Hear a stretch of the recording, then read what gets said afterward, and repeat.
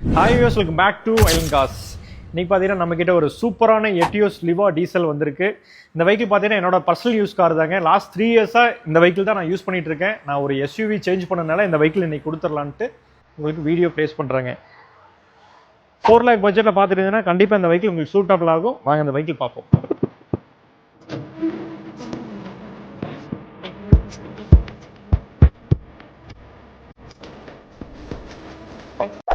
இந்த வெஹிக்கிள் பார்த்தீங்கன்னா 2012 மாடலுங்க.